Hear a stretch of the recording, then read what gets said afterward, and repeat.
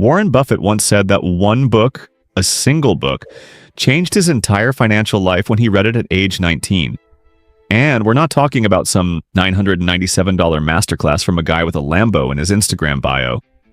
We're talking about a dusty 600-page book written in 1949 by a Columbia professor named Benjamin Graham, The Intelligent Investor. And here's what's crazy. The lessons inside it are more relevant right now than they have ever been. Because right now, 51% of retail investors are being influenced by social media-driven FOMO when placing trades. And the average retail investor has underperformed the S&P 500 by 6.1% annually over a 20-year period. Not because they're dumb, but because nobody taught them the actual rules of the game. Today, I'm fixing that. 5 lessons from the intelligent investor that will protect your money, sharpen your thinking, and honestly, might just change your life. Let's go. I'm Jack. If you've ever lost money chasing a stock tip, watched your portfolio bleed during a crash, or just felt completely lost about investing, hit that like button and subscribe to turn simple investing habits into serious, long-term wealth. Lesson 1. Mr. Market. Let's start with something that might sound simple, but it's honestly one of the most powerful ideas in all of investing. Imagine you own a solid little business. Nothing flashy, but it makes steady money. Customers keep coming back. Bills get paid. Profits are consistent. It's a good business. Now imagine that every single day someone shows up and offers to buy it from you, but the price is completely different depending on their mood. One day they're excited and offer you $1.5 million. The next day they look depressed and say they wouldn't pay more than $400,000. Then a couple days later they swing back to $900,000 like nothing happened. You wouldn't take that person seriously, right? You'd probably start avoiding them. But that's literally what the stock market does. And here's where it gets crazy. According to JP Morgan's 2024 market data, even in strong years, the S&P 500 drops around 14% at some point on average. Not because businesses suddenly become terrible overnight, but because sentiment shifts. We saw it recently. In 2020, the market dropped over 30% in a matter of weeks. In 2022, it fell close to 20% again. Then it bounced back in 2023 and kept climbing into 2024.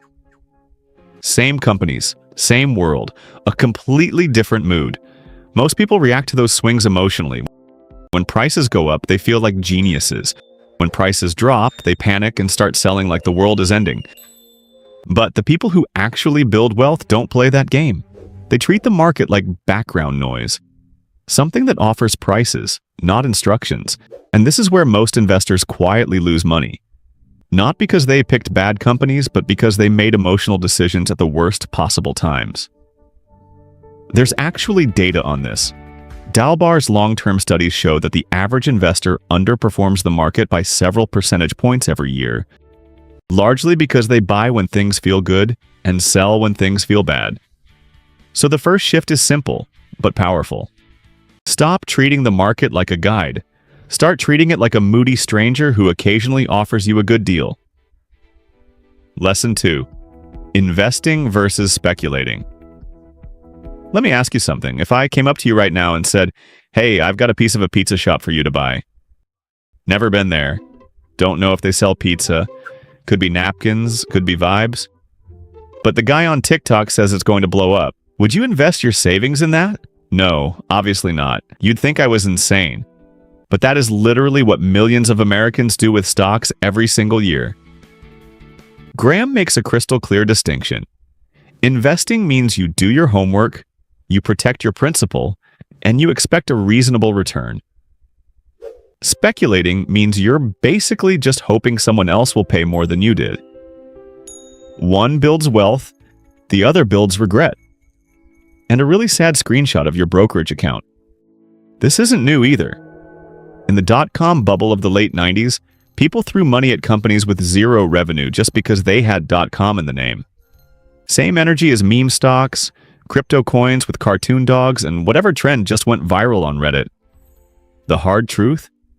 90% of retail investors who attempt to time the market underperform a simple buy and hold strategy.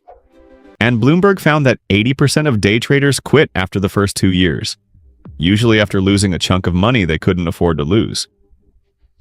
Graham's fix for this is simple but powerful. Treat every stock like partial ownership in a real business. Ask yourself, do I understand what this company does?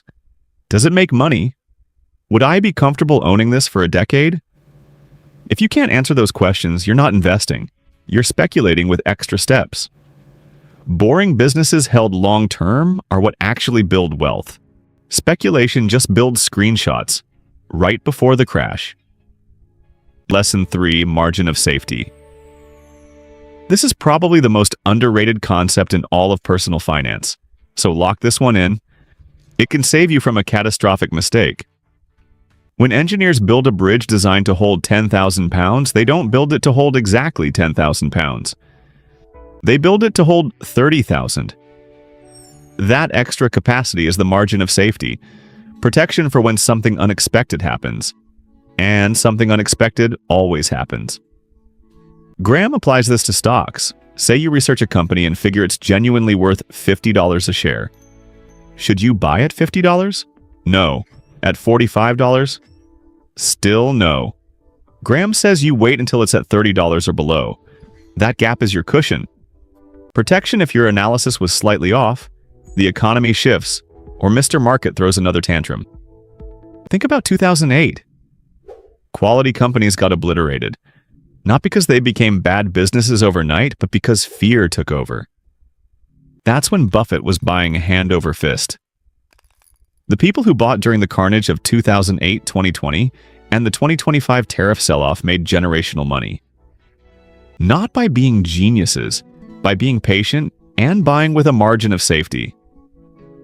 So what if you love a stock, but the price keeps climbing? You wait. A great business at a stupid high price is still a bad deal. Watchlist it.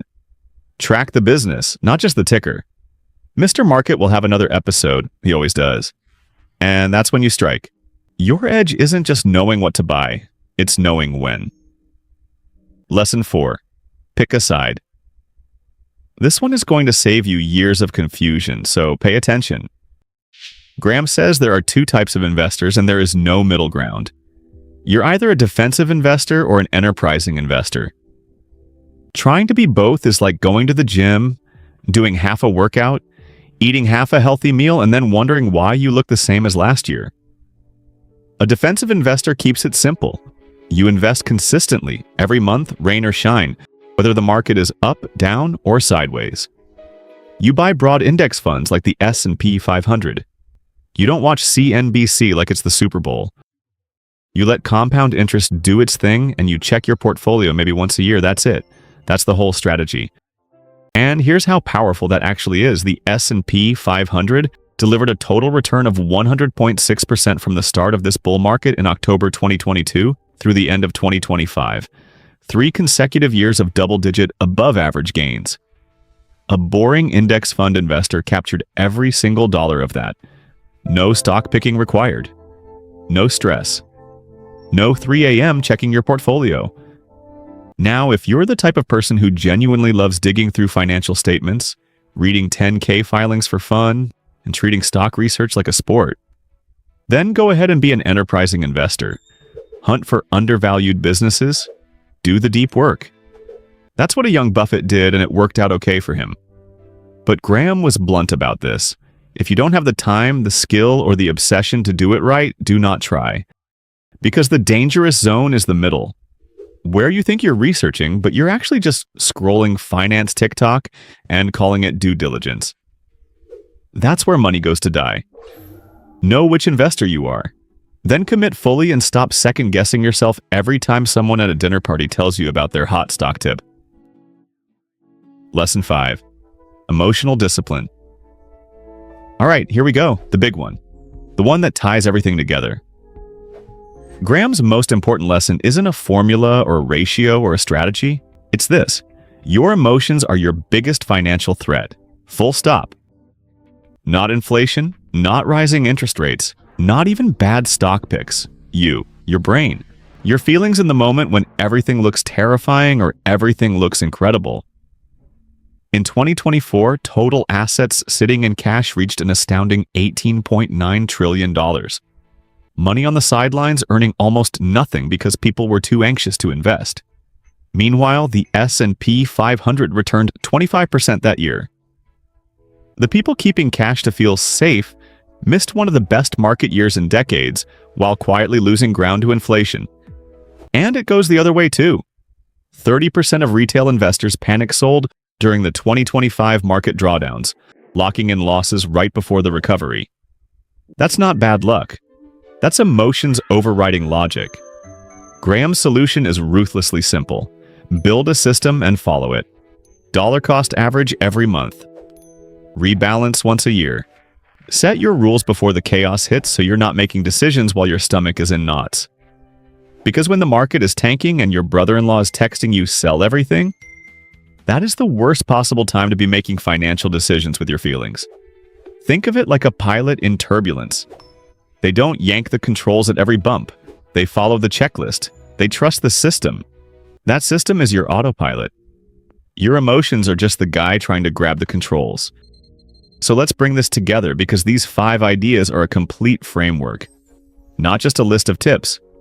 First, don't take investing advice from Mr. Market. He's emotional, dramatic, and usually wrong. Use his mood swings to your advantage. Second, know the difference between investing and speculating. If you don't understand the business, you don't own the business, you're gambling. Third, always demand a margin of safety. Never pay full price for anything. Patient money wins. Fourth, pick your lane. Defensive or enterprising out and go all in. The middle is where portfolios go to die. And fifth, master your emotions. Build the system. Trust the process. Let compounding do the heavy lifting. Warren Buffett read The Intelligent Investor at 19, and it literally changed the direction of his entire life. Whether you're 19 or 49 or starting completely from zero, these principles will do the same for you if you actually use them.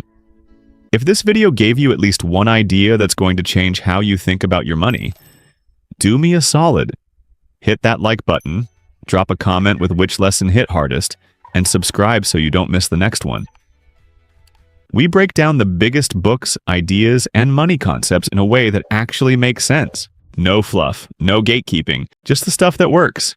See you in the next one.